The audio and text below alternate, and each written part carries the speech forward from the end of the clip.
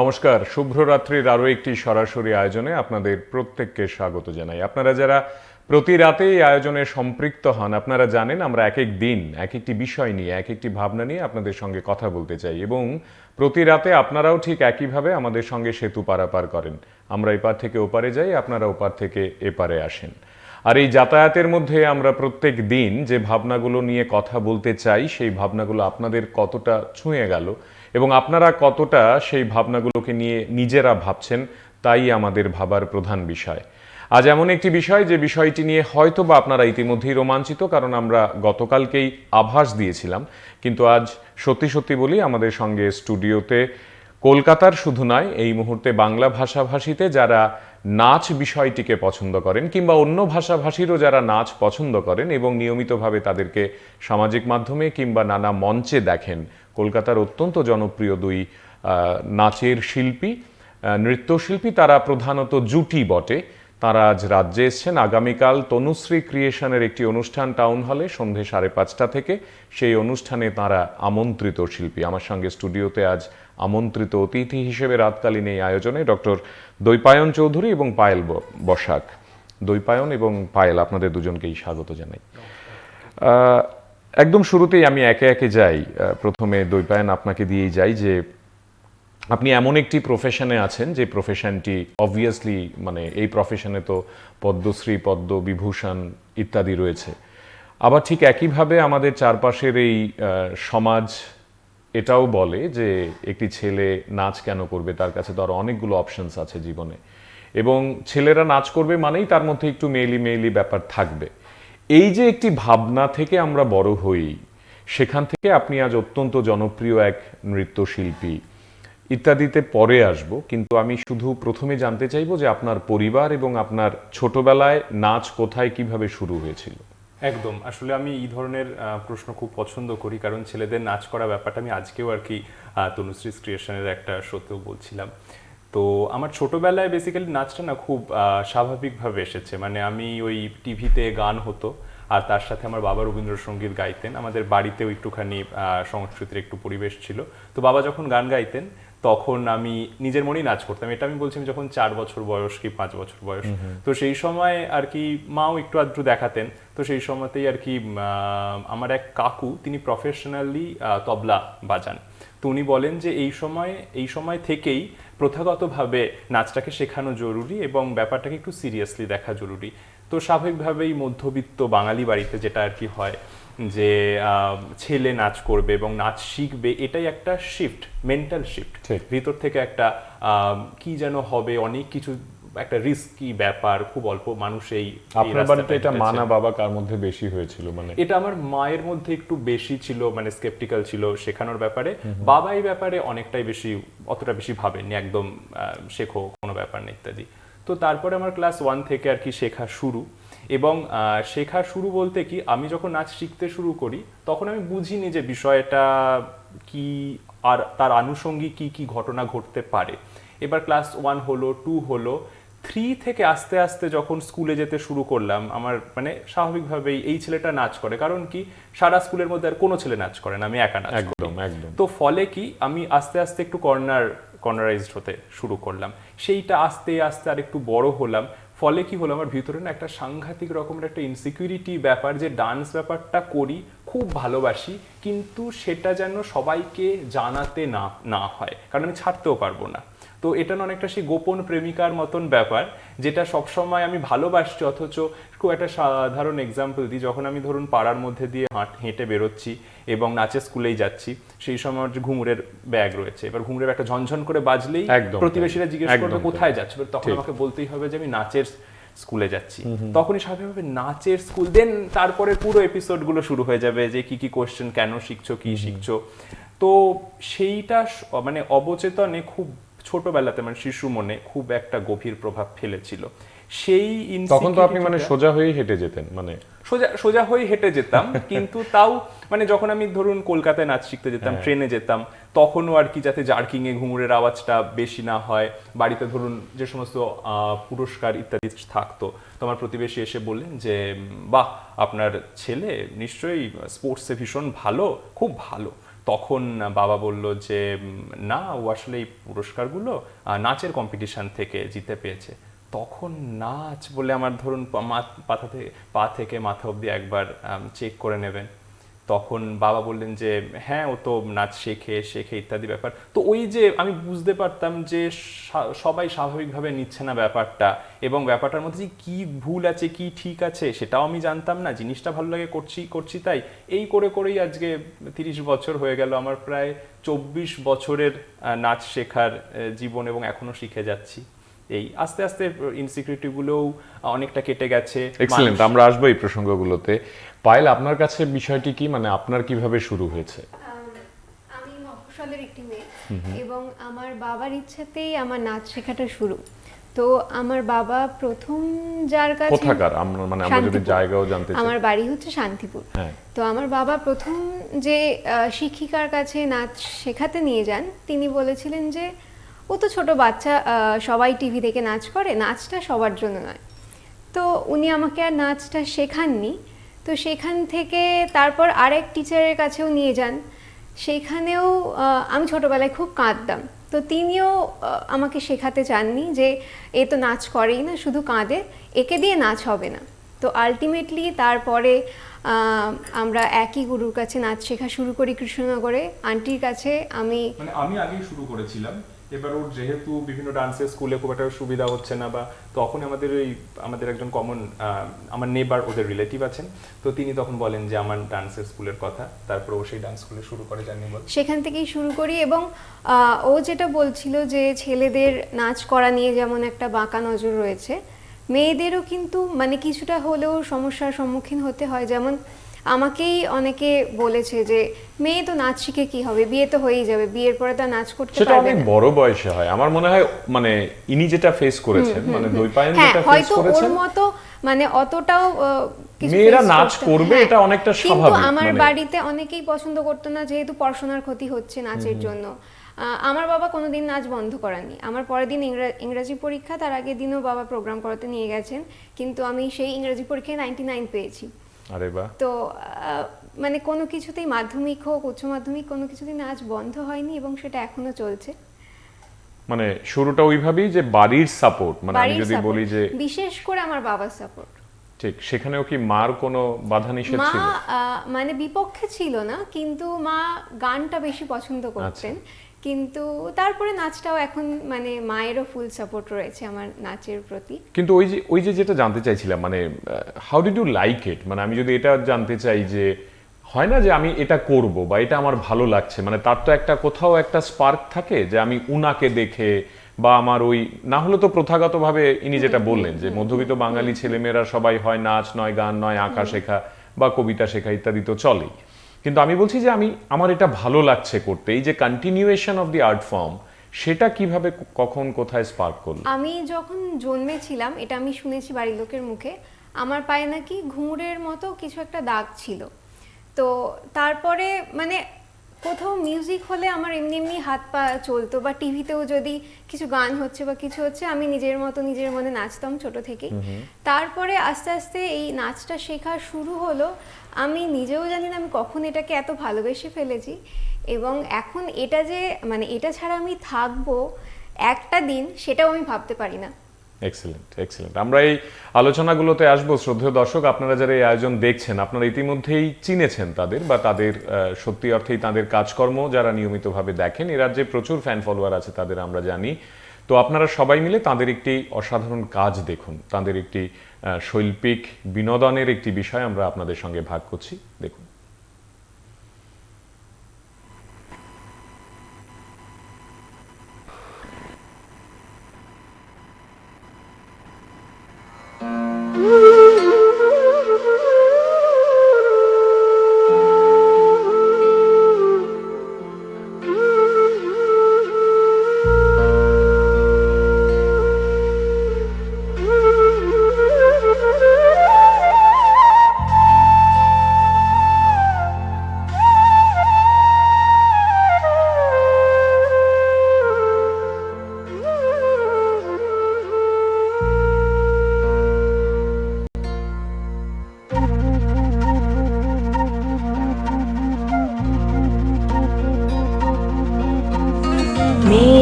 श्याम घन श्याम मेघ श्याम घन श्याम श्याम रंग तन छायो श्याम रंग तन छायो मेघ श्याम घन श्याम मेघ श्याम घन श्याम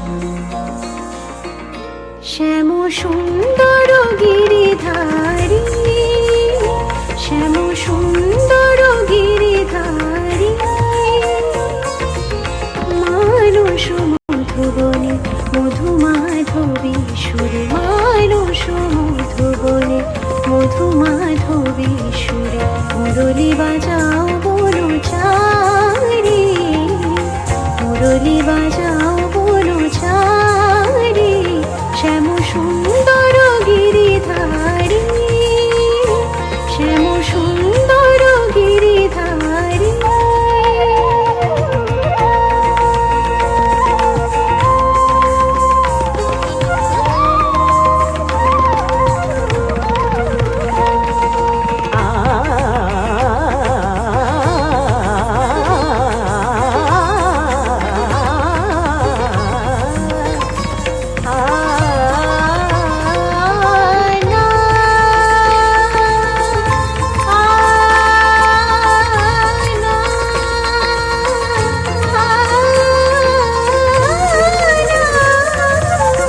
মধুরাতে হৃদয়ে এসো মাধবী চাঁদ হয়ে এসো মধুরাতে হৃদয়ে এসো মাধবী চাঁদ হয়ে এসো হৃদয় তুলিও ভাবেরিও জান হৃদয় তুলিও ভাবেরিও জান রস যমুনা বিহারী শ্যাম সুন্দর গিরিধারী শ্যাম সুন্দর গিরিধারী শ্যাম সুন্দর গিরিধারী শ্যাম সুন্দর গিরিধারী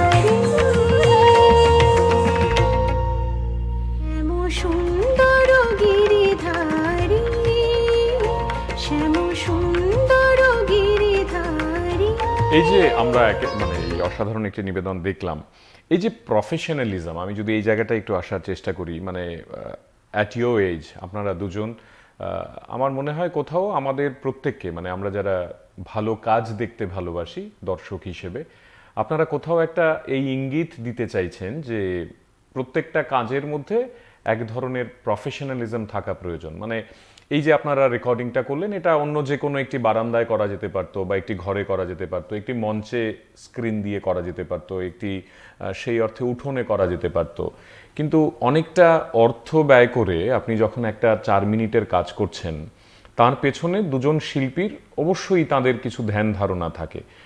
আমি রোজগার বিষয়টিকে এখানে রাখছি যে হ্যাঁ, যতটা প্রফেশনালি আপনারা কাজটা করবেন ততটা ভালো আর্ন করা যাবে, এটা যেমন সামাজিক মাধ্যমের একটি দিক, কিন্তু পাশাপাশি আমি ওই জায়গাটা একটু ছুঁতে চাইছি যে আপনারা দুজন আসলে কি প্ল্যান করেন কাজ নিয়ে, কাজগুলো কিভাবে আসুক দর্শকদের সামনে, কি চান আপনারা? একদম একদম। তো বেসিক্যালি এই যে বলছেন না একটু নান্দনিকতার ব্যাপারটা আছে, এটা আসলে শুরুতে আসলে প্রফেশনালিজম থেকে আসেনি, এটা এসেছিল একটা নান্দনিকতার খিদে থেকে। কারণ যখন একটা কিছু প্রেজেন্ট করব, যদি আমি বাড়িতেও কোনো রিল বা ছোট ভিডিও শুট করি, তাতেও আমি ওই খুব রাজি হবে, খুব খুঁতখুঁতে থেকে কোথা দিয়ে আলোটা পড়বে, ব্যাক সাইড দিয়ে আলোটা কীভাবে কাটবে, এই ব্যাপারগুলো থাকে। পরবর্তীকালে কি হয়েছে, নাচটাকে যখন প্রেজেন্ট করা হবে তখন তার সাথে আরও অনেকগুলো বিষয় জুড়ে যায়। 1 নম্বর, কে গান গাইছে, কি গান হচ্ছে, সেইটার সাথে কি কস্টিউম হচ্ছে, তার সাথে কোথা দিয়ে কোন পরিবেশে হচ্ছে, সব শুদ্ধ মিলিয়ে ব্যাপারটা যেন মানুষের কাছে একটু মনোরঞ্জন করতে পারে।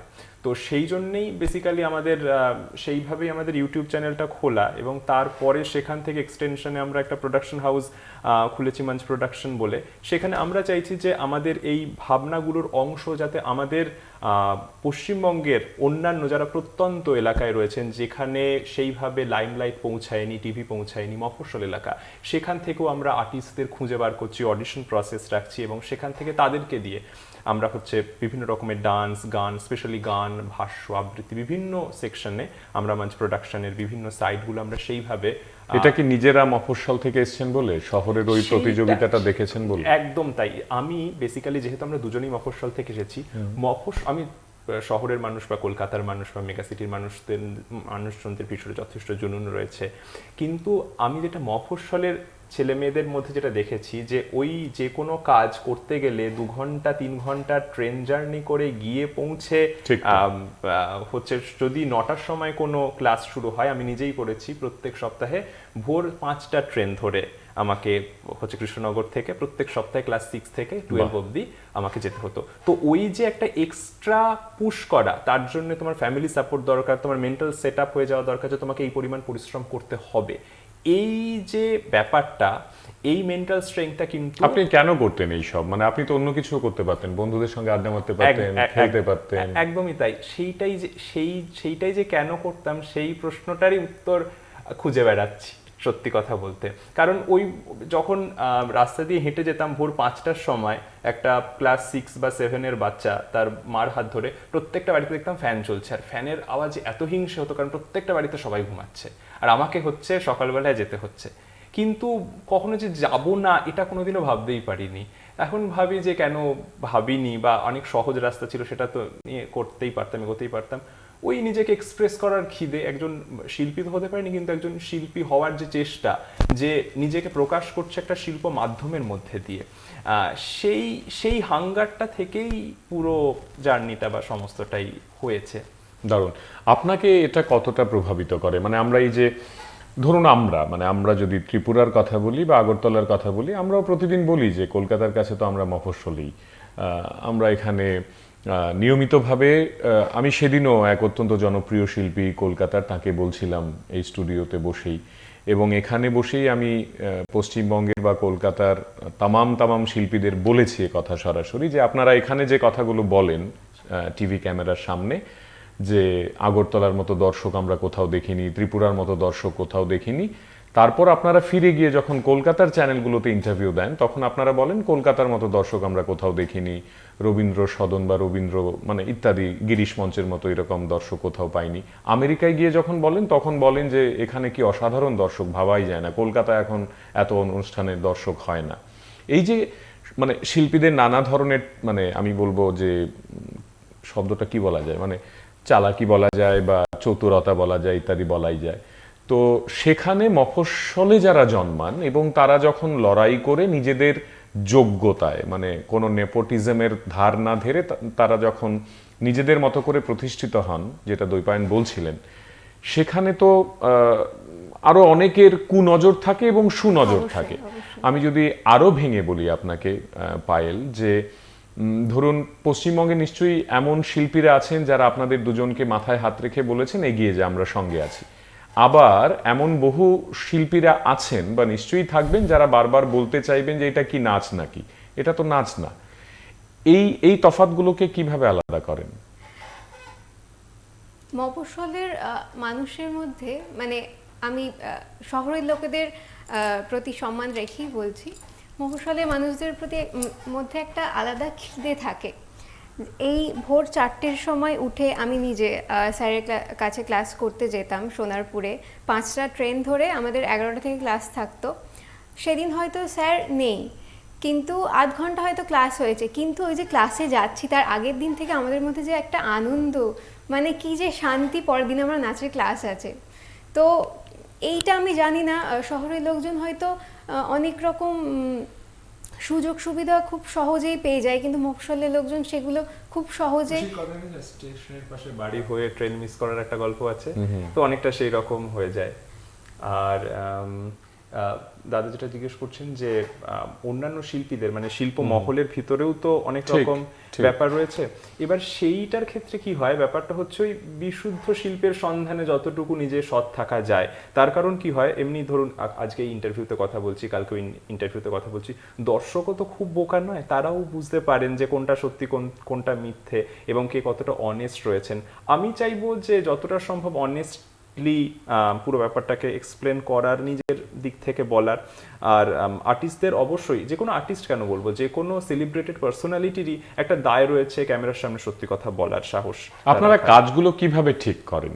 মানে আমি যদি ধরুন যে আপনারা ঠিক করেছেন আগামী সপ্তাহে একটা কাজ করবেন, বাই কাজ আই অবভিয়াসলি মিন যে আপনাদের একটি নাচ, এবং এই যে আপনারা ঠিক করছেন আপনাদের একই রকমের পোশাক, মানে পোশাকের রং এক হবে, এবং আপনারা প্রধানত রবীন্দ্রনাথের গান নিয়ে কাজ করবেন বা অন্যান্য বিভিন্ন গান নিয়ে কাজ করবেন, এই বিষয়গুলো কি আপনারা দুজন ঠিক করেন, না আপনাদেরকে অন্যরা কেউ গাইড করে, নাকি আপনারা যেখানে? আমরা দুজন ওই করে, বেশিরভাগটাই ও করে, এবং আমরা চেষ্টা করি গ্লোবালাইজেশনের কারণে আমাদের ইয়াং জেনারেশনের উপর খুব বেশি করে ওয়েস্টার্ন কালচারের প্রভাব বেশি পড়ছে, তো সেখান থেকেই ধারণা হয়েছে যে ওয়েস্টার্ন কালচারটা অনেক বেশি ট্রেন্ডি আর অনেক বেশি এন্টারটেইনিং, ঠিক আছে? তো সেই জন্য এটা ইয়াং জেনারেশনের জন্য বলছি। তো সেইখান থেকে আমাদের একটা লড়াই রয়েছে যে ইন্ডিয়ান কালচারকেও যদি অন্যরকম একটা মোড়কে প্রেজেন্ট করা যায়, সেটা ইয়াং জেনারেশনের মধ্যে পপুলার হতে বাধ্য।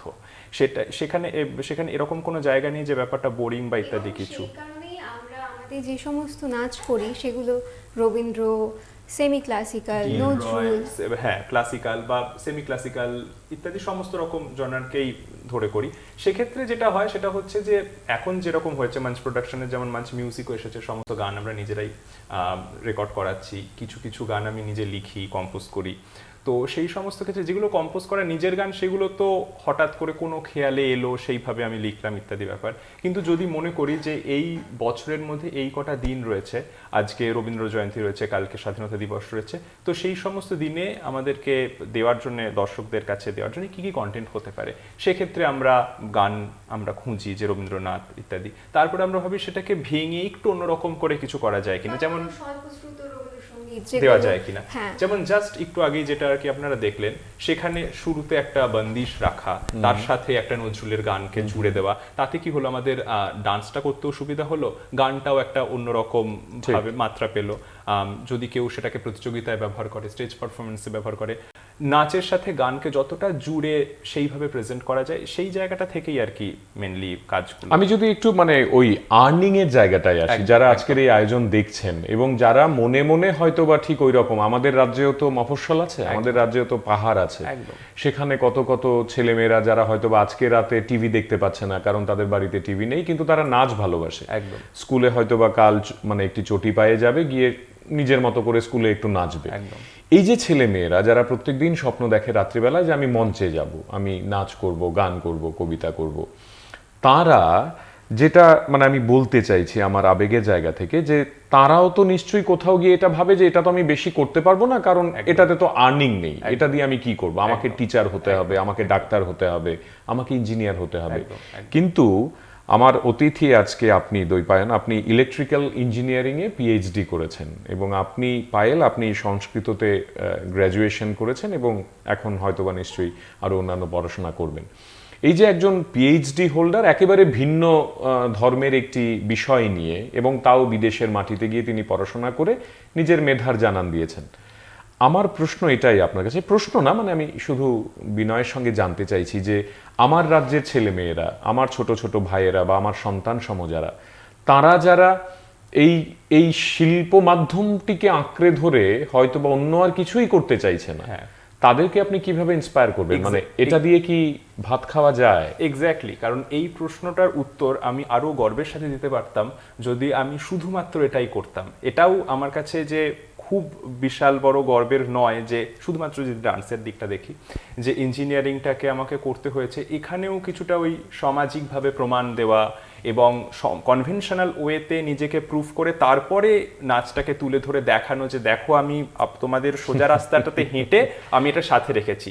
এই এক্সট্রা এনার্জি আর এফোর্টটা যদি আমি ইঞ্জিনিয়ারিংয়ে না দিতাম, হয়তো আমি নাচের ক্ষেত্রে আরও বেশি এফোর্ট দিতে পারতাম। সেক্ষেত্রে পরিচিতি কি হতো না হতো ইত্যাদি সেগুলো দূরের প্রশ্ন, সেগুলো নিয়ে কথা বলছি না। কিন্তু যদি আমার ইঞ্জিনিয়ারিং ক্যারিয়ারটাকে পুরোপুরি সরিয়ে দেওয়া যায় আর শুধুমাত্র ডান্সের ব্যাপারটা দেখা যায়, আজকে দেখুন মঞ্চ প্রোডাকশনে যে জায়গাটা আর কি এসেছে, যে গান শুটিং হচ্ছে ইত্যাদি হচ্ছে, এটাও কিন্তু ওভারনাইট হয়নি। তো আমরাও শুরুতে একটা মোবাইলেই সামনে দাঁড়িয়ে একটা মোবাইলে শ্যুট করেছি, তারপরে সেখান থেকে ডিএসএলআর ক্যামেরায় শ্যুট হয়েছে, তারপর থেকে সেখান থেকে 2-4 জন মানুষ যারা আমাদের মাথার উপরে হাত রেখেছেন, আশীর্বাদ করেছেন, আমি একজনের নাম অবশ্যই নেব, ইমন চক্রবর্তী মন্দি। এনাদের মতন মানুষরা আমাদেরকে ডেকেছেন, তাদের প্রোগ্রামে সুযোগ দিয়েছেন পারফর্ম করার। আস্তে আস্তে আস্তে আস্তে ব্যাপারটা একটা ছোট্ট চারা গাছ থেকে আস্তে আস্তে একটা শাখা প্রশাখা বিস্তৃত হচ্ছে, এবং ভগবানের আশীর্বাদে সেটা যেন আরও বাড়তে থাকে, এবং আমার শাখা প্রশাখা থেকে যেন অন্যান্য ঝুড়ি বেয়ে আরও অন্যান্য শিল্পীরা কাজ, সেটাই চেষ্টা করব। কিন্তু একদিনে কিছু হবে না, নিজের বিশ্বাস রাখতে হবে যে আস্তে আস্তে। এখন কি আপনাদের এটাই কাজ, মানে এটাই প্রফেশন, এটাই প্যাশন? আমি ইন্টেলে এখন আছি, সেটা হচ্ছে আমার ইঞ্জিনিয়ারিং সাইডটা, যে পরিচয় আমি এখনো ত্যাগ করতে পারিনি। এবং তার সাথে আমরা মূলত ডান্সের যে পার্টটা রয়েছে, প্রোডাকশনের পার্টটা রয়েছে, সেটাই মেনলি আপাতত করছি, ডান্স পারফরমেন্স। এবং আমাদের যেটা মেন ভেঞ্চার, যেটা অলমোস্ট আমাদের 2.5 বছরের প্ল্যানিং এবং খুব শীঘ্রই লঞ্চ হবে, সেটা হচ্ছে আমাদের ওটিটি প্ল্যাটফর্ম, মঞ্চের ওটিটি প্ল্যাটফর্ম। তো সেখানে শুধুমাত্র নাচ নয়, সেখানে আসছে কিছু খুব ভালো ভালো টিউটোরিয়াল সিরিজ, যেখান থেকে যে সমস্ত ছেলেমেয়েরা খুব বড় বড় গুরুর কাছে গিয়ে কাজ শিখতে পারছে না, তারা যাতে বাড়িতে বসে অ্যাটলিস্ট, মাস্টার ক্লাসে তো পুরোটা শেখা যায় না, কিন্তু অ্যাটলিস্ট সেই শিল্প মানে কিছু ধারণাটা জন্মায়, সেটা আবৃত্তি হবে। আমরা এই আলোচনায় ফিরে আসি, কিন্তু আপনাদের আরো একটি কাজ দেখাই এই দুজন শিল্পীর, দেখুন।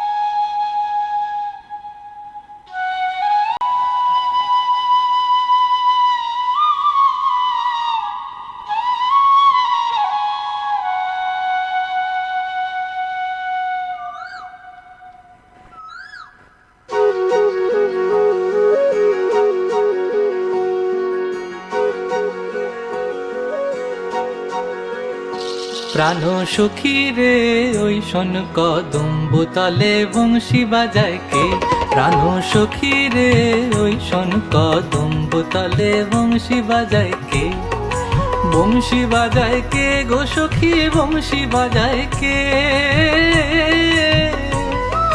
বংশী বাজায় কে গো সখী, বংশী বাজায় কে, আমার মাথার বেনি বদল দেব তারে আইনা দে, আমার গলার হার বদল দেব তারে আইনা দে, প্রাণ সখী রে ওই শোন কদম্ব তলে বংশী বাজায় কে, প্রাণ সখী রে ওই শোন কদম্ব তলে বংশী বাজায় কে।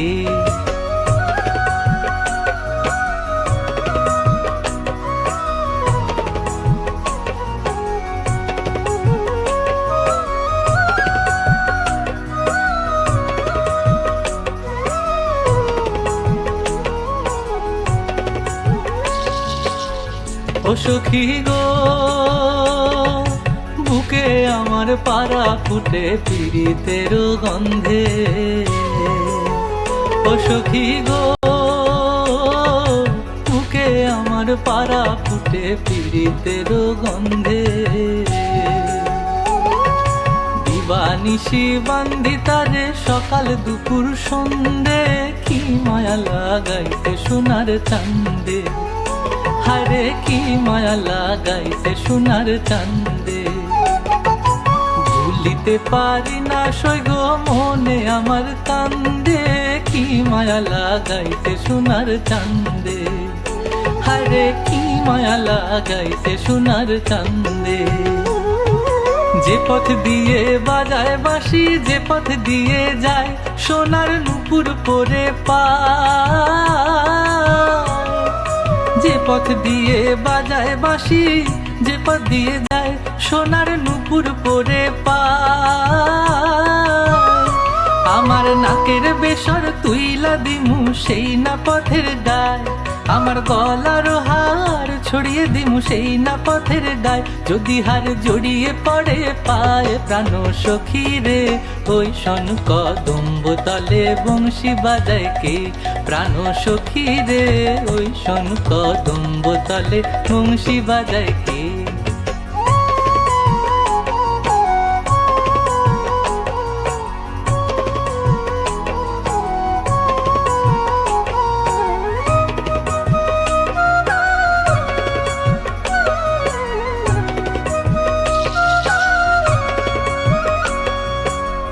ও সখী গো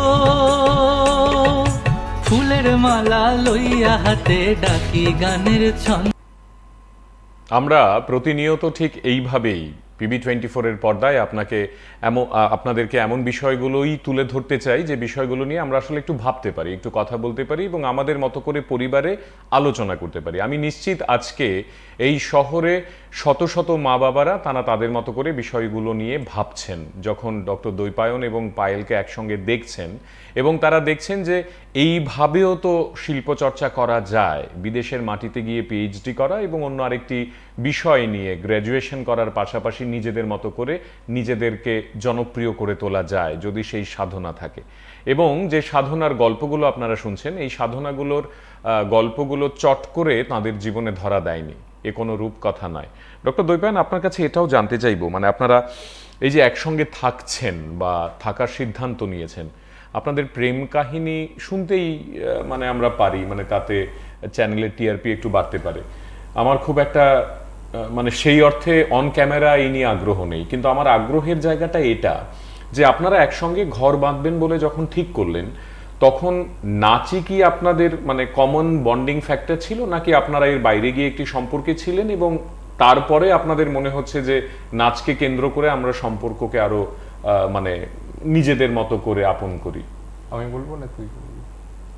আমি বলবো। দুজনেই বলুন। হ্যাঁ, নাচ অবশ্যই নাচ, কারণ আমাদের পরস্পরকে ভালো লাগার একটা কারণটা ছিল নাচই। এবং সেটা কি হয়, ব্যাপারটা হচ্ছে সেটা যে কোনো সম্পর্কে আজকে আমরা নাচকে একটা কমন ফ্যাক্টর হিসেবে দেখছি, আপনার রিলেশনে বা অন্য কারো রিলেশনে একটা কিছু কমন ফ্যাক্টর থাকেই, সেখান থেকেই আর কি ভালোবাসা বা সেই ব্যাপারগুলোর সূত্রপাত হয়। তো আমাদের একটা পদ্মা নদীর মাঝি বলে একটা প্রোডাকশন হয়েছিল, তো সেই প্রোডাকশনে আমাকে দায়িত্ব নিতে হয়েছিল ওকে ওর ক্যারেক্টারটা বোঝানোর জন্য। তো সেই ক্যারেক্টারটা যখন বোঝাতে শুরু করলাম তখন ওর থেকেও কিছু প্রশ্ন উত্তর পেলাম। সেখান থেকে কি একটা শিল্পীর যে একটা ডেপথ থেকে একটা কোয়েশ্চেন আসা, সেই রকম প্রশ্ন আমি হয়তো অন্য আর 5টা মেয়ের থেকে আগে কখনো পাইনি। সেগুলো হয়তো এগুলো খুব আজকে আমি ভাবছি বলে আমার কনসিয়াসলি হয়তো সেই সময় ভাবিনি, সেগুলো হয়তো একটা ডিসিশন মেকিং প্যারামিটার ফ্যাক্টর কিছু কোথাও কাজ করেছিল। তো তারপরে কি হয়, ব্যাপারটা হচ্ছে যে ডান্সারদের জীবনটাও প্রথাগত জীবনের থেকে মানে খুব অপ্রচলিত একটা জীবন। কারণ এই আজকে ধরুন আমরা ত্রিপুরায় প্রোগ্রাম করতে এসেছি তনুশ্রী ক্রিয়েশনে, তারপরে আমরা হয়তো আবার চলে যাব দুর্গাপুরে, দেন দিল্লি বা কোথাও। এবার যার সাথে থাকবো সে ছন্দকে খুব একটা আপন করে নিতেই পারে না, কনস্ট্যান্টলি বলছে এই তবলা বাজছে, এই ফুটওয়ার্ক চলছে, এই ঘরের মধ্যে এতগুলো ডান্সার রিহার্সাল করছে, এরকম আমি অনেক দাম্পত্য জীবনে দেখেছি। তো সেইটা কিন্তু একটা ভীষণ সুবিধা। আর সবচেয়ে বড় সুবিধা, হয়তো আমরা যদি কলিগ হতাম কোনো প্রোডাকশনের দুজন ওনার একসাথে, তাহলে আমাদের কি মিটিং করতে গেলে সপ্তাহের এন্ডে একটা দিন ফিক্স করতাম, দেন আমাকে খাতায় কলমে লিখতে হতো। মানে আপনারা কি এগুলো ভেবে বিয়ে করেছেন? না, এগুলো ভেবে হয়তো বিয়ে করিনি, কিন্তু সেটা কোনোভাবে নাচটা একটা বাইন্ডিং ফ্যাক্টর হিসেবে হয়েছে। অন্যান্য জিনিস হয়তো রয়েছে, কিন্তু আজকে যেহেতু নাচ নিয়েই কথা হচ্ছে, আপনি কিভাবে দেখেন এই সম্পর্কটাকে, মানে আপনাদের একসঙ্গে থাকাটাকে? আমি থেকেই চেয়েছিলাম যে আমি নাচটা আর যাই হয়ে যাক, নাচটা কখনো ছাড়বো না। তো এমন কাউকেই বিয়ে করব যে যার সাথে থাকলে আমার নাচটা মানে আমি আরো ভালো করে করতে পারবো। তো সেখান থেকে দাঁড়িয়ে ওর সাথে পরিচয় হয় এবং ও অবশ্যই ওর নাচের আমি খুব বড় ভক্ত একজন, এবং তার থেকেও বড় যেটা, ও খুব ভালো একজন মানুষ, মানে ও খুব ভালো বোঝে, অন্তত আমাকে খুব ভালো বোঝে। তো সেখান থেকে দাঁড়িয়ে আমার শুরুর দিকে মানে অন্য বাকি ছেলেদের থেকে একটু আলাদা লেগেছিল। তো সেইখান থেকেই ভালো লাগে। মানে আপনি বাকি প্রেম কিভাবে প্রত্যাখ্যান করেছেন, মানে যারা আপনাকে বলেছে যে নো বলে চলে এসেছে? দৈপায়ন, আরেকটি বিষয়, এই যে সোশ্যাল মিডিয়া আমরা এখন বলি না, মানে আমাদের বাবা কাকা জ্যাঠারা যেটা বলেন নিয়মিতভাবে যে এগুলো কি, এটা কি, মানে আমরা তো শুধু এই যে ফোন আসে ফোন করতে পারি এইটুকুই যথেষ্ট, মানে এইটুকু দিয়েই তো হয়ে যায়। এবং প্রতিদিন প্রায় এখন কিন্তু এটা একটা কমন ফ্যাক্টর যে ফেসবুকে কি হচ্ছে এসব, ঠিক একইভাবে ইনস্টাগ্রামে এগুলো কি হয়। আপনারা ঠিক একইভাবে, আমি আবারও বলছি, আমি নিশ্চিত, একেবারে আমি মানে আই এম ভেরি কনফিডেন্ট যে আপনাদের এই কাজগুলোকে দুর্ধর্ষভাবে পছন্দ করেন হাজার হাজার লক্ষ লক্ষ মানুষ আছেন। আবার ঠিক একইভাবে হয়তো বা এই কাজগুলোকে অপছন্দ করেন বিকজ এটা সোশ্যাল মিডিয়াতে এগুলো কি, মানে এটা কি হচ্ছে, এটা কি নাচ নাকি, বা এই গানের সঙ্গে 3 মিনিট এটা কি দেখলাম। নাচ মানে ওই ঘুঙুর পরে মঞ্চে, সেটা তো নাচ। আমাকে এরকম কথাও শুনতে হয়েছে যাদের কোনো ক্রিয়েটিভিটি নেই, যাদের কোনো ট্যালেন্ট নেই, তারা এরকম সোশ্যাল মিডিয়াতে পারফর্ম করে। আমি এক্স্যাক্টলি এই জায়গাটাই ধরতে চাইছি যে আপনারা এই সোশ্যাল মিডিয়ায় আর্ট ফর্ম, এটাকে আপনারা কিভাবে দেখেন, কিভাবে ব্যাখ্যা করেন? এক্স্যাক্টলি, সোশ্যাল মিডিয়ায় বেসিক্যালি আগে তো শুরু আমাদের যেরকম স্টেজ থেকে, কম্পিটিশন থেকে, শিক্ষা, সেই সমস্ত কিছু হয়েছে। তারপরে কি হলো, আমি ইউএসএ চলে যাই 2019-এর একদম শুরুতে। তো সেই সময় আর কি, যেহেতু ওখানে গিয়ে আর পারফরমেন্স সেরকম কেউ চেনে না, জানে না, আর আমি পিএইচডি করতেই গেছি। তো ইউনিভার্সিটি অফ আইডাহোতে আমার একটা পারফরমেন্স থাকে, ওখান থেকেই সকলে বলে যে তোমার কাজ আমরা আরেকটু দেখতে চাই। এবার সেটার জন্য তো পারফরমেন্স করা সম্ভব নয়। সেই জায়গাটা থেকেই বেসিক্যালি আমার ইউটিউব চ্যানেলটা খোলা, এবং তার সাথে সাথে ওকেও তার পরবর্তীকালে সামিল করি ব্যাপারটায়। এবার সোশ্যাল মিডিয়ার ব্যাপারটা কি, সোশ্যাল মিডিয়া একটা খুব ডেমোক্রেটিক প্ল্যাটফর্ম। এই ডেমোক্রেসির সুবিধা আছে, আবার অসুবিধাও রয়েছে। ডেমোক্রেসির যেটা সুবিধা সেটা হচ্ছে যে স্ট্যান্ড আউট করতে গেলে তোমাকে সমস্ত লোকের ভালোবাসা, মানে এক একটা ভিউ এক একটা মানুষের পছন্দ হয়, সেই জন্যই মানুষরা ভিউ দেখে। এখন পেড ইত্যাদি অনেক কিছু বেরিয়েছে সোশ্যাল মিডিয়ায়। আগে আমরা যে সময় শুরু করেছিলাম ব্যাপারে জানতামও না, যে আমরা অর্গানিক গ্রোথ বলে এখন একটা কথা হয়েছে, ইনঅর্গানিক গ্রোথ কি ছিল আমরা জানতাম না। তো সেইটাই একটা ব্যাপার। আর সোশ্যাল মিডিয়া যেটা সুবিধা সেটা হচ্ছে যে যদি আমাকে খুব বেঁধে রাখি ব্যাপারটা একটা গোষ্ঠীর ভিতরে, তাহলে কি আজকে রবীন্দ্র সদনের প্রোগ্রাম হচ্ছে, অবশ্যই আমি চাই সমস্তটাই করতে, পুরো স্পেকট্রামটাকেই যাতে আমি কভার করতে পারি। কিন্তু আজকে রবীন্দ্র সদনে প্রোগ্রাম হচ্ছে, তার মানে শুধুমাত্র যাদবপুর থেকে বা মধ্যমগ্রাম থেকে বা খুব বড়জোর বারাসাত থেকে মানুষজন দেখতে আসতে পারে, কিন্তু তাই বলে কৃষ্ণনগর থেকে সেই প্রোগ্রাম কিন্তু দেখতে পারবে না, সে বনগাঁ থেকে দেখতে পারবে না, সেটা ইসলাম আগরতলা অন্য কোথাও থেকে দেখতে পারবে না। এটা হলে কি হবে, আজকে যে মানুষটা নরওয়েতে একটা বাঙালি বসে রয়েছে, যে অফিস করে এসে একটু রবীন্দ্রনাথের নাচ দেখতে চাইছে, সেও দেখতে পারবে। এইটাই সুবিধা সোশ্যাল মিডিয়া। এই কাজগুলো অবশ্যই স্টেজেরও ভালো দিক রয়েছে অনেক, কিন্তু এই প্ল্যাটফর্মে কাজগুলো থেকে যায়, আজীবন থেকে যায়। আমরা না থাকলেও আমাদের কাজগুলো থেকে যাবে। ঠিক। পায়েল, আপনি কি বিশ্বাস করেন যে নাচ শেখানো যায়? এই যে আপনারা ওয়ার্কশপ করেন বা আপনাদের কাছে ছাত্রছাত্রীরা আসে, আপনারা যেমনভাবে আজকে এখানে বসে আছেন বা যে যোগ্যতা নিয়ে বসে আছেন, ঠিক একইভাবে আমি যদি, মানে মার্জনা করবেন বা আমাকে অনুমতি দিন এই প্রশ্নটা করার, ধরুন আপনার কাছে 200 জন ছাত্রছাত্রী, তাদের মধ্যে দৈপায়ন এবং পায়েল জুটি কজন হবেন? একটা, দুটো, তিনটে, চারটে, আমরা এটাই দেখে এসেছি আদি অন্তকাল ধরে। ঠিক একইভাবে আপনারা এখন যারা বিভিন্ন জায়গায় গিয়ে ছাত্রছাত্রীদের শেখাচ্ছেন, তালিম দিচ্ছেন, বা বলবেন যে ওয়ার্কশপে 2 দিনের জন্য যাচ্ছেন, এবং নানাভাবে সেখানে প্রফেশনালিজম বিষয়টিও থাকে, আসলে কি এগুলো শেখানো যায়? মানে আপনারা শেখাতে পারেন নাচ? দেখুন, এই যে নাচ শেখা, এটা একদিন বা দুদিনের মানে সবটা শিখে যাব এই ধারণা নিয়ে যদি কেউ ওয়ার্কশপ করতে আসে, তাহলে সেটা খুব ভুল ধারণা। হ্যাঁ, ওয়ার্কশপে কী করানো হয়, কোনো একটা পার্টিকুলার গানের উপর সেইটা আমরা যেভাবে কোরিওগ্রাফিটা ভেবেছি, সেইটা আমরা বাকি লোকজনদের মধ্যে মানে সেটা শিখিয়ে বুঝলাম, ওইটা তো না হয় ওয়ার্কশপের কথা গেল। আমি বলছি নাচ কি শেখানো যায়? আমি একটু বলি, এই যে ধরুন আমাদের যে ওয়ার্কশপ মানে আমাদের যে প্রোগ্রামটা হচ্ছে, সেখানে আমরা কি করছি, সমাজের বিভিন্ন রকমের কিছু নাচ রিলেটেড কোশ্চেন, সেগুলোকে আমরা অ্যাটাক করছি, সেগুলো ভাবাচ্ছি। সেটা একদিনে কিন্তু আমরা অনেক কিছু বদলে দিতে পারবো না, কিন্তু একদিনে হয়তো কিছুটা বদলে দিতে পারবো। এবার ওয়ার্কশপগুলোতে কি হয়, একটা নাচ বা নাচের একটা ফর্ম বা একটা স্টাইল সম্পর্কে কি আর কি কিছু একটা সামারি বা একটা হচ্ছে কিছু গ্লিম্পস বা ইত্যাদি দেওয়া যায়। এবার সেক্ষেত্রে ওয়ার্কশপগুলোকে না শুধুমাত্র নৃত্য শিক্ষার বা ডান্সার হতেই হবে বা একদিন বড় হয়ে ভীষণ বিখ্যাত পারফর্মার হতে হবে এইভাবে না দেখার থেকেও নাচের অন্যান্য বিভিন্ন রকম একটা সাইড রয়েছে। আমি আমার খুব পার্সোনাল এক্সপিরিয়েন্স একটা কথা বলি। ওই যে ওকে আপনি জিজ্ঞাসা করলেন যে নাচকে কবে ভালোবেসেছো, আমি নাচকে খুব বড় হয়ে ভালোবেসেছি, মানে অনেক বয়সে ভালোবেসেছি, আমি ইউএসএ গিয়ে ভালোবেসেছি। কি হয়েছিল, ইউএসএতে গিয়ে আমার তখন 3rd ইয়ার চলছে আমার পিএইচডিতে, এবং সেই সময় আমার যিনি সুপারভাইজার ছিলেন, সেটা উনি আজকে যদি দেখেন ইউএসএ থেকে, আমি জানি না দেখবেন কিনা, প্রচণ্ড আমাকে ভার্বাল অ্যাবিউজ, খুব আমি স্ট্রং শব্দ ইউজ করছি, সেইটা আমাকে খুব সহ্য করতে হয়েছে। এবং সেই সময় একটা সাংঘাতিক ওয়ার্ক প্রেশার, মানে আমার পিএইচডি শেষ হয়েছে 4 বছরের মধ্যে, তো সেই 4 বছরের ভিতরে 7 বছরের কাজ কি করে স্কুইজ করানো যায় সেইটার একটা সাংঘাতিক প্রচেষ্টা ছিল। এবং উনি পরিষ্কারভাবে বলে দিয়েছিলেন নাচ হবে না, মানে নাচ তুমি করতে পারবে না। তিনি কোনোভাবে সোশ্যাল মিডিয়া থেকে জানতে পেরেছিলেন যে আমি ডান্স করি, তো উনি কনস্ট্যান্টলি আমাকে ফোন করে বলতেন তুমি এখন কি করছো, এবং যেটা হয়তো 7 দিনে দেওয়ার কথা উনি 3 ঘন্টার মধ্যে চাইতেন। তো সেইটা এত ফ্রাস্ট্রেটিং, কনস্ট্যান্টলি ওই রকমভাবে শুনতে হচ্ছে, এবং সেটা কোভিডের মধ্যে কোথাও বেরোতে পারছিলাম না। আমার সাংঘাতিক মেন্টাল ডিপ্রেশন শুরু হয়, সাংঘাতিক মেন্টাল ডিপ্রেশন, মানে আমি তার আগে কোনো কাউন্সেলিং যাইনি, কাউন্সেলিং করানোর কথা ভাবিও নি। তো সেই সময় আমি রবীন্দ্রনাথের একটা গান শুনলাম, আর আমি ঝরঝর করে কেঁদে ফেললাম, আর তার সাথে সাথে আমার হাত ইত্যাদি সমস্ত কিছু চলতে লাগলো।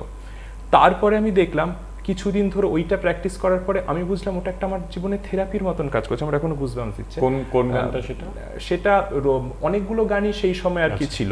তো তখন বেসিক্যালি রেজওয়ানা বন্যা চৌধুরীর আমি অনেকগুলো গান, আনন্দলোকে মঙ্গলালোকে, কতবার ভেবেছিনু, এই সমস্ত গানগুলো শুনছিলাম, আর সাংঘাতিক মানে সারা মানে আত্মার ভিতর থেকে বলেন না, সেইভাবে আমার ভিতর থেকে একটা অদ্ভুত শক্তি, মানসিক জোর যেটা দিতে শুরু করে। তো নাচের ভিতরে এই পাওয়ারটা আছে, আর ওয়ার্কশপে সেই শক্তির কিছু ঝলক কিছুটা হয়তো ছাত্রছাত্রীদের মধ্যে যায়, দেওয়া যায়। পায়েল, আপনাকেও মানে আমি খুব যদি বিব্রত না করি তাহলে এটা জিজ্ঞাসা করতে চাই যে এই যে আপনারা নাচ করেন, মানুষকে আনন্দ দেন, এখনো কিন্তু আমাদের চারপাশে এই কনসেপ্টটি রয়ে গেছে যে নাচ মানে ওই মাঝখানে একটু দিয়ে দাও, একটু নাচ দিয়ে দাও, এবারে একটা 5 মিনিটের নাচ দিয়ে দাও, মানে ফিলার হিসেবে কাজ করে কোথাও কোথাও। এবং বিভিন্ন অনুষ্ঠানে আমি দেখেছি যে যারা অর্গানাইজ করেন, অর্গানাইজারদের মধ্যে অসম্ভব রকমের একটি মানে গান, তারপরে তো গান আছেই, গান তো হবে। যেমন এখনো কবিতাকে ঢুকতে হয়, মানে একটা কবিতা দিয়ে দাও, কেউ আছে তাহলে একটা কবিতা দিয়ে দাও। এই যে বিষয়টি, এটা নাচের জন্য অত্যন্ত মানে প্রাসঙ্গিক বলে আমি মনে করি। এবং সামান্য একজন সংস্কৃতি কর্মী হিসেবে আমি বহুবার দেখেছি যে মঞ্চে নৃত্যশিল্পীরা তারা কি অসম্ভব অসম্ভব অসম্ভব একটি যত্ন নিয়ে নিজেদেরকে তৈরি করেন। বৃষ্টিতে ব্যাগে করে তাদের কস্টিউম নিয়ে গ্রিন রুমে চলে গেলেন, এবং তারপর অনুষ্ঠান হয়তোবা রাত মানে সন্ধ্যে 7টা থেকে, তিনি জানেন তার মঞ্চ সন্ধ্যে 7টায়, কিন্তু তিনি চলে এসছেন দুপুর 2টোর সময় বা 3টের সময়। এই যে গানের শিল্পী ঠিক 5:30টায় বা 5:45টায় এলেন, বা পরপর 3-4টে গান করলেন, তিনি বাড়ি চলে গেলেন। এই যে এখনো একটি বৈপরীত্য, মানে আমাদের বোধের মধ্যে বৈপরীত্য এবং আমাদের সম্মান জানানোর ক্ষেত্রে বৈপরীত্য, এগুলো কি কোথাও এখন আহত করে, নাকি এগুলো আহত হতে হতে হ্যাবিচুয়েটেড হয়ে গেছে? এখন আহত হতে হতে এটা অভ্যেস হয়ে গেছে, কিন্তু কোথাও গিয়ে সেই নাচের প্রতি মানুষের যে একটা, একটু এক্সাম্পল দিয়ে বলুন না, মানে অর্গানাইজাররা কি এখনো আপনাদেরকে বলেন যে নাচটাই আমাদের মূল আকর্ষণ আজকে, নাকি হ্যাঁ একটা নাচ হবে? একটা গল্প বলি আমার ছোটবেলাকার। আমি প্রথম যে কম্পিটিশনে যাই, সেখানে যেদিন প্রাইজ দেওয়া হবে আমাকে বলা হয়েছিল যে যেহেতু আমি খুব ছোট, 2.5-3 বছরের একটি বাচ্চা মেয়ে, আমাকে একটি সান্ত্বনা পুরস্কার দেওয়া হবে, এবং আমার একটি নৃত্য পরিবেশনা হবে সেখানে। এবার পুরো প্রোগ্রাম হয়ে যায়, গান হচ্ছে, আবৃত্তি হচ্ছে, প্রাইজ দেওয়া হচ্ছে, কিন্তু আমার নামটা আর বলছে না। আমি সেজে গুজে একদম প্রথমবার মঞ্চে উঠবো প্রাইজ নিতে, আমার বাড়ির সবাই গেছে, তো আমার নামটা তো কোনোভাবেই ডাকা হলো না। তো ওই যে নাচের কস্টিউম পরে বসে আছি, এবং আমি বাবাকে জিজ্ঞেস করছি যে বাবা আমার নাচটা হবে না, বা আমাকে প্রাইজটা দেবে না? বাবা বলছে দাঁড়া দেবে, তোর প্রাইজ আছে। দিয়ে বাবা পাশের একটা দোকান থেকে একটা পুতুল কিনে এনে বলে যে নে, এইটা তোর প্রাইজ। ওই যে নাচটা আমি করতে গিয়েছিলাম, সেখানে মানে নাচটাকে কেউ সেভাবে গুরুত্বই দেয়নি যে একটা বাচ্চা মেয়ে এসছে প্রথমবার স্টেজে উঠবে। তো সেখান থেকে দাঁড়িয়ে আমার মনে হয় নাচের প্রতি লোক মানে সকলে যদি আরেকটু কি বলবো, আচ্ছা, এই ব্যাপারটা না একটুখানি এর জন্য আর কি কতগুলো কারণ আছে, এটা আমার পার্সোনাল অ্যানালিসিস। সেটার কারণ হচ্ছে যে গানের একটা ব্যাপার বলছেন, গান নাচ আবৃত্তির মধ্যে আমি ঠিক গান, হ্যাঁ মানে উদাহরণ হিসেবে গান বলা যায়, কিন্তু আমি বলতে চাইছি যেটা যে ওই এটার একটা, হ্যাঁ এটা তো অবশ্যই দেখেছি, সেটা কিছুটা আপনি গানের একটা রিয়েলিটি শো থেকে আমি নাম করে বলছি না, সেখান থেকে বেরিয়ে যারা আজকে গানের রিয়েলিটি শো থেকে বেরিয়ে তাদের কেরিয়ার দেখুন কীরকম প্রোগ্রাম পাচ্ছেন, তাদের কীরকম ব্যাংক ব্যালেন্স হচ্ছে। একটি নাচের রিয়েলিটি শো থেকে যারা বেরিয়েছেন তারা হয়তো ভীষণ ভালো নাচ করেন, কিন্তু তাদেরকে আমরা কেউ চিনি না ইত্যাদি ব্যাপার। গানের একটা বিশাল বড় সাপোর্ট সিস্টেম হচ্ছে ফিল্ম ইন্ডাস্ট্রি।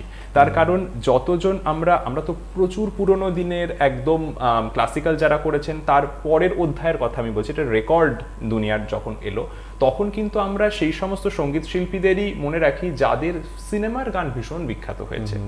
তো এই সিনেমা ব্যাপারটা অনেকটাই বেশি প্রভাব ফেলেছে যখন আজকেও একজন সিঙ্গার একটা কম্পিটিশন থেকে বেরোচ্ছেন, দেন একটা ফিল্মে গান গাইছেন, তার পাশাপাশি একটা আজকে ধরুন বিভিন্ন রকমের অ্যাওয়ার্ড শো হয়, প্রত্যেকটা অ্যাওয়ার্ড শোতে এতগুলো ক্যাটাগরি রয়েছে, কটা অ্যাওয়ার্ড শোতে কোরিওগ্রাফারকে ক্যাটাগরিতে রাখা হয়, বেস্ট ডান্সার, হ্যাঁ সেরকম কোন রকম ক্যাটাগরি রাখা হয় না।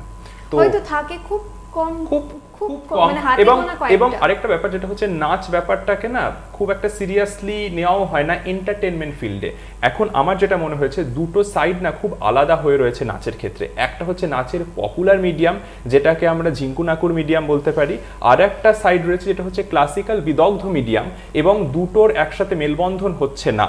এবং অবশ্যই প্রচুর বর্ষিয়ান নৃত্যশিল্পী রয়েছেন যারা প্রচণ্ড পপুলার, কিন্তু ইন জেনারেল বলছি নাচ যারা খুব ক্লাসিক্যাল ব্যাপারটা এটা খুব পশ কালচারের একটা পার্ট, এবং সেটা খুব কুক্ষিগত হয়ে রয়েছে একটা বিদগ্ধ শ্রেণীর ভিতরে। সেইটা যত বেশি সম্ভব রুচিশীলভাবেই মানুষের ঘরে ঘরে পৌঁছে দেওয়া যায় আমার মনে হয় তাহলে হয়তো নাচের মার্কেটটা আরও বেশি। আমাদের সময় খুব দ্রুত ফুরিয়ে গেল, কিন্তু একটু বেঁচে আছে। এক দুটো প্রশ্ন আপনাদের করতে চাই। পায়েল, ধরুন আপনাকে যদি কেউ জিজ্ঞাসা করে যে ঘুঙুর এই শব্দটিকে আপনি অন্য একটি শব্দ দিয়ে রিপ্লেস করবেন, আপনি কি বলবেন? অক্সিজেন। আপনি দৈপায়ন? জীবন। ঠিক একইভাবে একটি কল্পনার প্রশ্ন। আপনারা দুজন একটি অনুষ্ঠান মঞ্চে অনুষ্ঠান করতে গেছেন, এবং যে অনুষ্ঠান মঞ্চটিতে অনুষ্ঠান করতে গেছেন সেখানে ধরুন প্রেক্ষাগৃহে প্রায় 1500 মানুষ তারা বসে আছেন, শুধু আপনাদেরই অনুষ্ঠান, আর কোনো অনুষ্ঠান নেই, আপনারা 1 ঘন্টা অনুষ্ঠান করবেন। তারা সবাই টিকিট কেটে এসছেন সেদিন, এবং আপনারা প্রথমে মঞ্চে উঠলেন, অনুষ্ঠান করলেন, দুর্দান্ত হলো, সকলে দাঁড়িয়ে হাততালি দিল, স্ট্যান্ডিং ওভেশন যাকে বলে, এবং তারপর অনুষ্ঠান শেষ হয়ে গেল।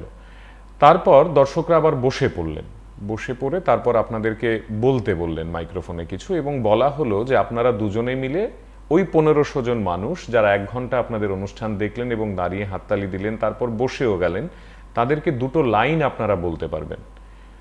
কি বলবেন? একটা লাইন যেটা আমি সাধারণত খুব বলি সেটা হচ্ছে আপনার জীবন হয়ে উঠুক আরো নৃত্যময় এবং নাচের ছোঁয়া লাগুক সকল জীবনে।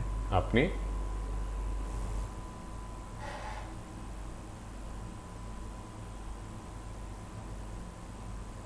নাচকে ভালোবেসেই কিছু আশা করি। Question pass. ঠিক একইভাবে আমরা আরেকটা প্রশ্ন করি। দৈপায়ন, একটা খুব মানে কাল্পনিক প্রশ্ন, তবে আপনি ভেবে নিতে পারেন যে এটা সত্যিই ঘটছে আর কি। আমি শুভপ্রসাদ নন্দী মজুমদারের কাছে মঞ্চে শুনেছিলাম, তিনি অসাধারণ রবীন্দ্র গান করেন এবং আমাকে অত্যন্ত আদর করেন। তিনি এখানে প্রায় 3 বার এসছেন, ঠিক আপনার সিটটিতেই বসে তিনি গান গেয়েছেন, অনুষ্ঠান করেছেন, কথা বলেছেন। তিনি বলছিলেন শিলচরে একটি অসাধারণ দৃশ্যের কথা। একজন দুর্দান্ত নৃত্যশিল্পী, তিনি ভীষণ জনপ্রিয়, সেখানে তিনি প্রয়াত হয়েছেন। বৃষ্টি পড়ছিল, তার সমস্ত ছাত্রছাত্রীরা গান গাইতে গাইতে তাকে নিয়ে গেছেন শ্মশান চত্বরে, এবং তার চিতায় যখন আগুন জ্বলছে তারা প্রত্যেকে দাঁড়িয়ে সেখানে নাচ করেছেন। মানে আমার এখনো ভাবলে কেমন একটা অসম্ভব রকমের মানে আবেগ কাজ করে যে এটাও সম্ভব, এমনটাও হতে পারে। এবং তারা সেদিন প্রত্যেকে নাকি ওই মৃত্যুটাকে উদযাপন করেছেন, মানে দে সেলিব্রেটেড দেয়ার গুরুস ডেথ। এই যে একটি অসম্ভব ফিলসফি, ধরুন আপনিও তো একদিন প্রয়াত হবেন, মানে please don't take me wrong, but আমি ওই স্বাভাবিক ব্যাপার। দর্শনের জায়গাটি থেকে শুধু একটু বুঝতে চাইছি যে আপনি কিভাবে জীবনকে দেখেন। সেদিন ধরুন আপনারা একই সঙ্গে একই দিনে একই মুহূর্তে জীবনের একেবারে শেষ দিনটিতে গিয়ে বললেন আলবিদা জীবন, এবং তখন আপনারা কি চাইবেন, মানে আপনাদের বিদায় নাচকে ঘিরে কেমন ভাবে হবে, কি স্বপ্ন দেখেন, কখনো এগুলো নিয়ে ভেবেছেন?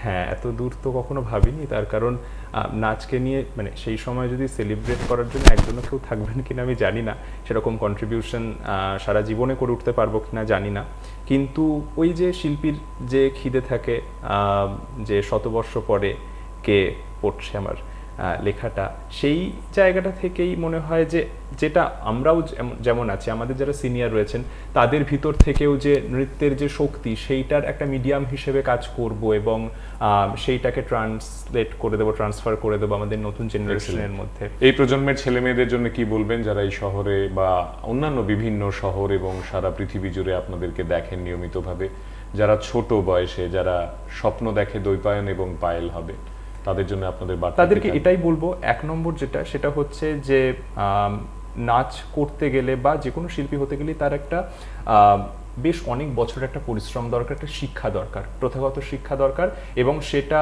শাস্ত্রীয় নৃত্যটা জানা খুব জরুরি, কারণ শাস্ত্রীয় নৃত্যের ভিতরে এত দর্শন বিভিন্ন জায়গায় রয়েছে, সেগুলোকে তোমরা অন্যান্য নাচে ইউজ করতে পারবে। এক নম্বর তো সেটা।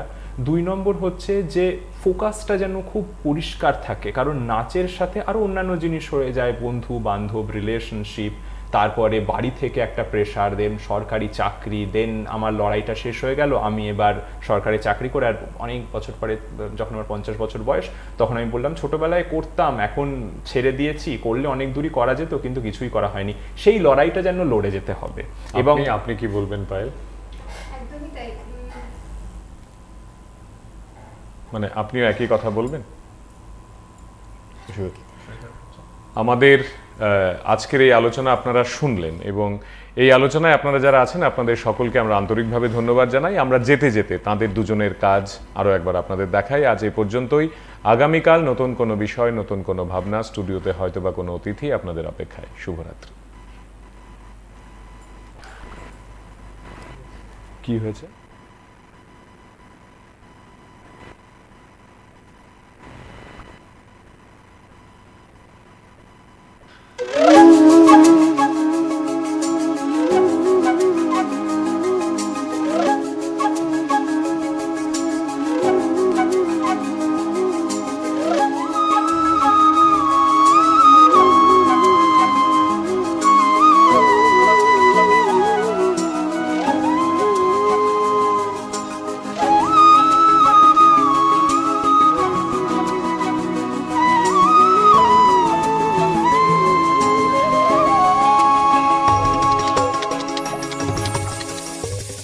আমার বনে বনে ধরলো মুকুল, আমার বনে বনে বহে মনে মনে দক্ষিণ হাওয়া, আমার বনে বনে মৌমাছিদের ডানায় ডানায় যেন উড়ে মোর উৎসুক চাওয়া, আমার বনে বনে, আমার বনে বনে ধরলো মুকুল, বহে মনে মনে দক্ষিণ হাওয়া, আমার বনে বনে।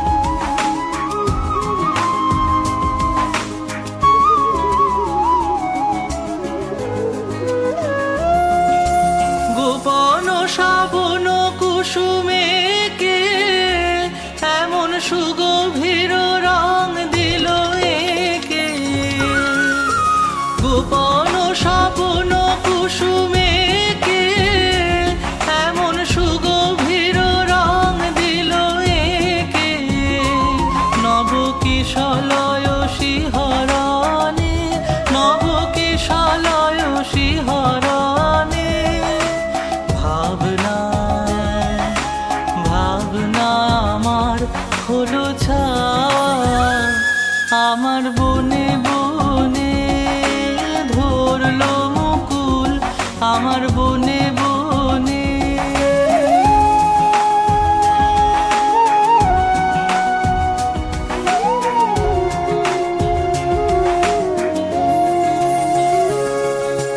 ফাল্গুন পূর্ণিমাতে এই দিশাহারা রাতে, ফাল্গুন পূর্ণিমাতে এই দিশাহারা রাতে,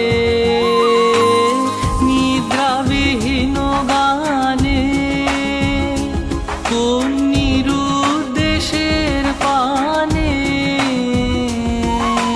নিদ্রাবিহীন গানে কোন নিরুদ্দেশের পানে, উদ্বেল গন্ধের জোয়ার তরঙ্গে হবে মোর তরণী বাওয়া। আমার বনে বনে ধরলো মুকুল, আমার বনে বনে বহে মনে মনে দক্ষিণ হাওয়া, আমার বনে বনে।